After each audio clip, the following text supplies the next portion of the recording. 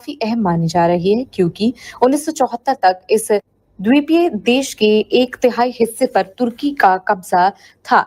ऐसे में 23 साल बाद किसी भारतीय प्रधानमंत्री का साइप्रस दौरा तुर्की को स्पष्ट संदेश है। बीते दिनों भारतीय सेना द्वारा पाकिस्तान में किए गए ऑपरेशन सिंदूर के बाद तनाव की स्थिति के दौरान तुर्की ने दुश्मन देश का समर्थन किया था। ऐसी स्थिति में भारत पाकिस्तान तनाव के बाद पीएम मोदी का पहला विदेश दौरा काफी महत्वपूर्ण है।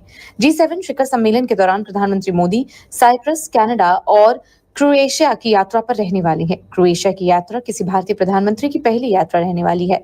साइप्रस के राष्ट्रपति निकोस के विशेष निमंत्रण पर पीएम मोदी वहां पहुंचे थे।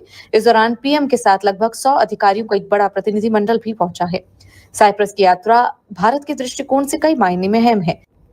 भू राजनीतिक, आर्थिक, वैश्विक, रणनीतिक और कूटनीतिक रूप से भी महत्वपूर्ण है।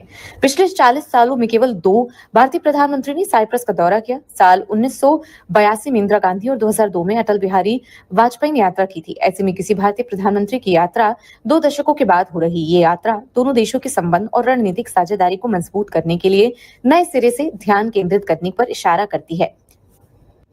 वहीं आपको बता दें कि भारत के प्रधानमंत्री नरेंद्र मोदी को साइप्रस ने अपना सर्वोच्च नागरिक पुरस्कार से नवाजा है। 23 वर्षों में साइप्रस की यात्रा करने वाले पहले भारतीय प्रधानमंत्री नरेंद्र मोदी को साइप्रस के राष्ट्रपति निकोस ने grand cross of the order of Makarios third से सम्मानित किया है।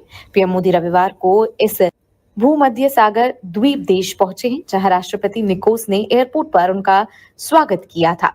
प्रधानमंत्री मोदी ने सम्मान मिलने के बाद कहा कि राष्ट्रपति grand cross of the order of Makarios third के लिए मैं आपका साइप्रस सरकार और साइप्रस के लोगों का दिल से आभार व्यक्त करता हूं। ये सिर्फ नरेंद्र मोदी का ही नहीं बल्कि 140 करोड़ भारतीयों का सम्मान है। ये उनकी क्षमताओं और आकांक्षाओं का सम्मान है।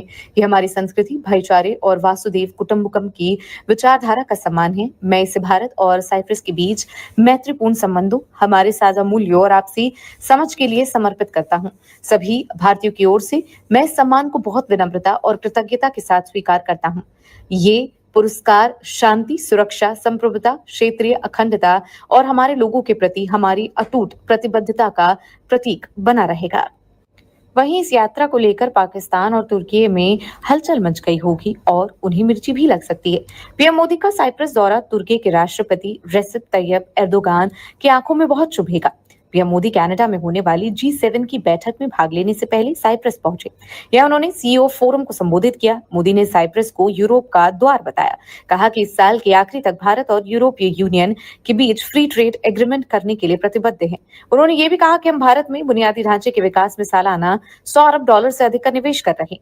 हमने इस साल मैन्युफैक्चरिंग मिशन शुरू किया है। डिजिटल पेमेंट और इनोवेशन में भारत मजबूत स्तंभ बना रहा है। हमारे 1 लाख से ज्यादा स्टार्टअप सिर्फ सपने नहीं, समाधान बेचते हैं। नरेंद्र मोदी साइप्रस की यात्रा करने वाले तीसरे भारतीय प्रधानमंत्री हैं। इंदिरा गांधी और अटल बिहारी वाजपेयी ने भी साइप्रस का दौरा किया था। 23 साल बाद भारतीय प्रधानमंत्री के रूप में मोदी साइप्रस पहुंचे हैं। साइप्रस साल 2026 में ईयू की अध्यक्षता भी करने वाला है। साथ ही साइप्रस भारत के साथ रक्षा मामलों पर आगे बढ़ने का इच्छुक है।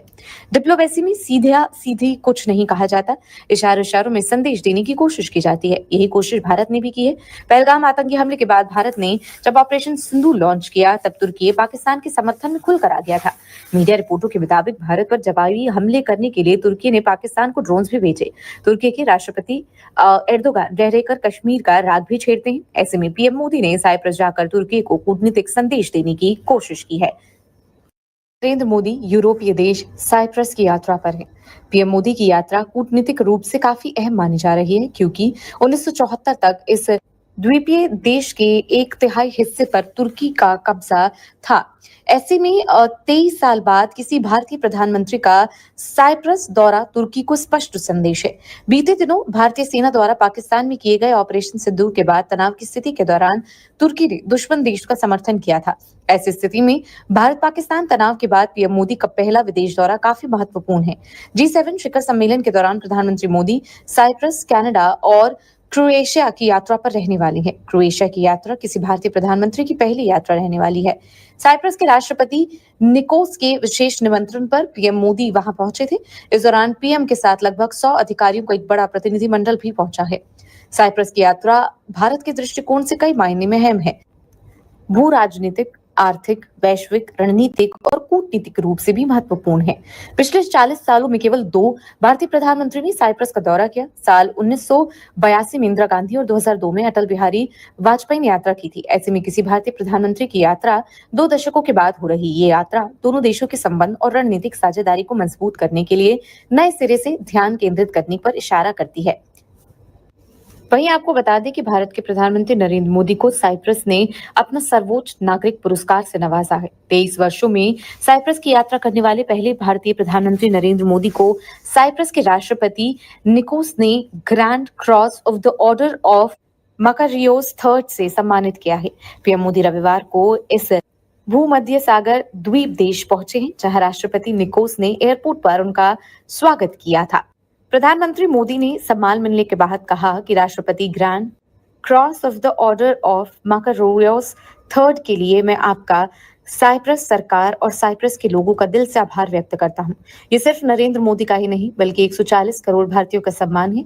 ये उनकी क्षमताओं और आकांक्षाओं का सम्मान है। ये हमारी संस्कृति, भाईचारे और वासुदेव कुटुंबकम की विचारधारा का सम्मान है। मैं इसे भारत और साइप्रस के बीच मैत्रीपूर्ण संबंधों, हमारे साझा मूल्यों और आपसी समझ के लिए समर्पित करता हूं।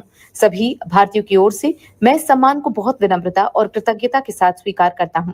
ये पुरस्कार शांति, सुरक्षा, संप्रभुता, क्षेत्रीय अखंडता और हमारे लोगों के प्रति हमारी अटूट प्रतिबद्धता